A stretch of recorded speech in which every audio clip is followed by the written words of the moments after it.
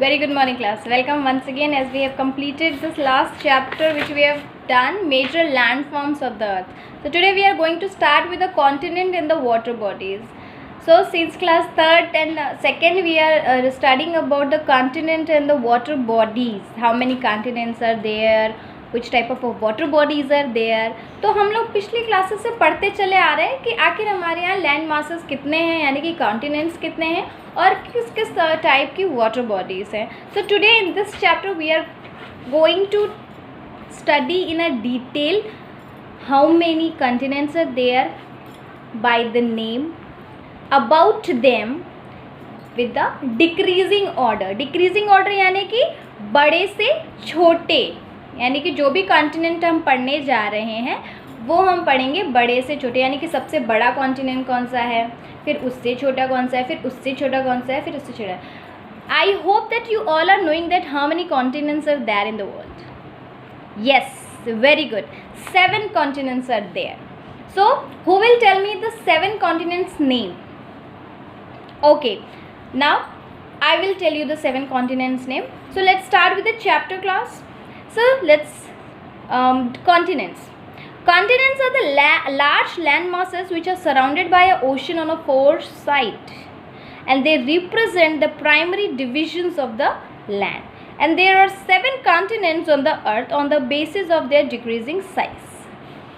जो कॉन्टिनेंट्स होती है वो क्या होती है, आपकी जो पूरी लार्जर लैंड मासेस बॉडी होती है जो कि चारों तरफ से पानी से घिरी रहती हैं, यानी कि which are surrounded by a ocean on all 4 side, तो वो कहलाती है आपकी कॉन्टिनेंट्स. और वो रिप्रेजेंट करती है हमारे प्राइमरी डिवीजन के को लैंड की. फाइन. और हमारा जो टोटल कॉन्टिनेंट्स है वो है 7 कॉन्टिनेंट है, और ये किस बेसिस पर है, उनके डिक्रीजिंग साइज के बेसिस पर है. पहला है आपका Asia, Africa, north America, south America, Antarctica, Europe, Australia. तो ये 7 कॉन्टिनेंट्स है. Europe and North America exist in the northern hemisphere, and Antarctica and Australia lie in the southern hemisphere. Asia, Africa and the South America lie in the both the hemisphere. Yes, आपके अर्थ को जो equator है, यानी कि जो बीच की line होती है, उसने अर्थ को 2 हाफ में डिवाइड किया है. ऊपर वाले हाफ को हम according to the pole, north pole, ऊपर वाले हाफ को हम कहते हैं नॉर्दर्न हेमिस्फीयर, और ठीक इक्वेटर के नीचे वाला जो पार्ट है हाफ, उसको हम कहते हैं सदर्न हेमिस्फीयर. तो जो आपके नॉर्दर्न हेमिस्फीयर में है वो है आपके यूरोप एंड नॉर्थ अमेरिका, और जो हमारे सदर्न हेमिस्फीयर में है वो है हमारा अंटार्कटिका एंड ऑस्ट्रेलिया. लेकिन बाकी के जो कॉन्टिनेंट है, यानी कि एशिया, अफ्रीका, साउथ अमेरिका, ये हमारे बोथ ही, यानी कि दोनों ही हेमिस्फीयर पे लाई करते हैं. तो let's start with the first continent, Asia. Asia is the largest continent of the world, both in a term of a area of a population. ठीक है, and it extends from about 80 degree north to 10 degree south latitude, and from about 25 degree east to 170 degree 25 degree east to 170 degree east longitude, and it occupies about 1/3 of the earth's total area, and it joins Europe through a continuous land masses which is known as Eurasia. यानी कि Asia continent हमारे दुनिया का सबसे largest continent है, दोनों ही मायनों में, पॉपुलेशन के भी और लैंड एरिया के मामले में भी.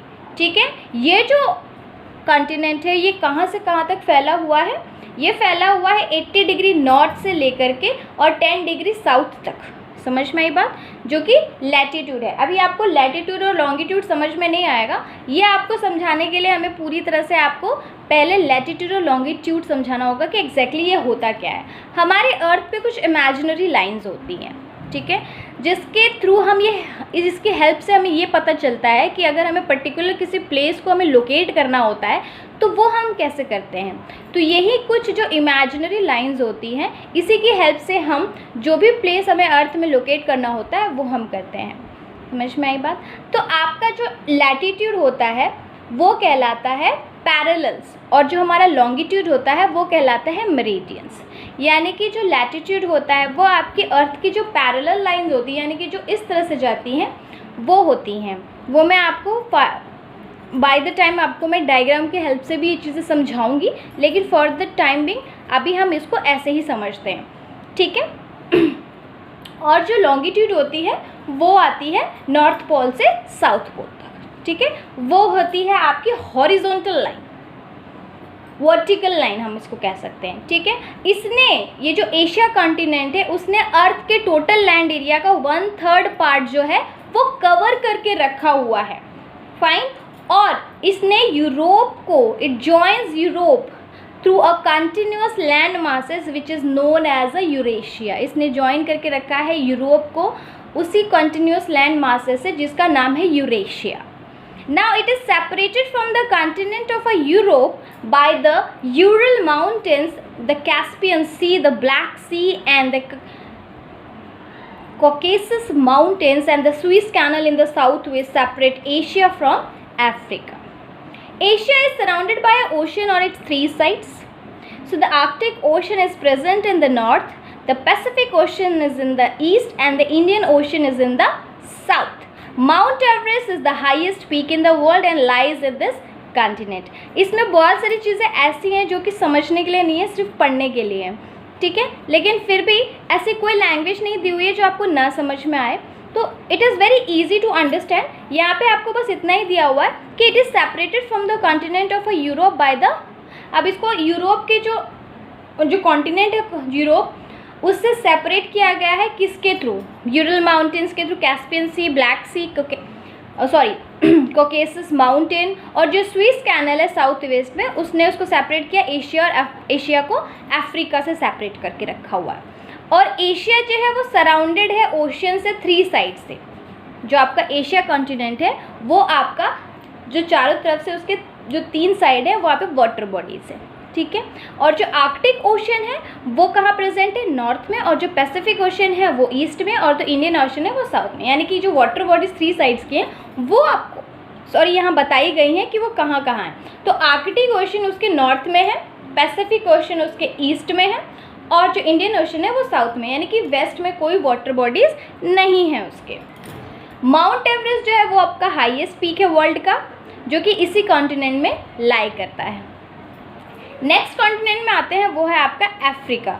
अफ्रीका हमारा सेकेंड लार्जेस्ट कॉन्टिनेंट में काउंट होता है, यानी कि the first largest is Asia and the second largest is your Africa, and it lies between 37 degree north and the 35 degree south latitude between the 17 degree west and 51 degree east longitude. And the 3 important parallels of a latitude is the tropical of a Cancer, the equator and the tropic of a Capricorn passes through Africa and the prime meridian too passes through this continent. यानी कि आपको ये चीज़ें मुझे through diagram ही आपको समझानी होगी। तो फिलहाल के लिए आपका होमवर्क ये है that you have to read the chapter till North America. आप नॉर्थ अमेरिका तक चैप्टर की रीडिंग करिए। नेक्स्ट क्लास में हम डायग्राम के साथ ही मिलेंगे और आपको मैं डायग्राम के साथ ही समझाऊंगी कि एग्जैक्टली आपके जोन्स को डिवाइड कैसे किया है और ये लॉन्गिट्यूड और लैटिट्यूड होता क्या है। बिकॉज अगर आपको लॉन्गिट्यूड और लैटिट्यूड नहीं समझ में आएगा तो ये आपके लिए एक रीडिंग ही हो जाएगी and that is not good. आपको पहले ये समझना होगा कि एग्जैक्टली ये जो डिग्री दी हुई है वो कैसे दी हुई है, और ये जो आपके Tropic of Cancer, Tropic of Capricorn है और ये प्राइम मेरिडियन है, आखिर ये है क्या। Fine, so we will continue this chapter in the next class also. For today you have to read the chapter till North America. This is your homework. Thank you class for today.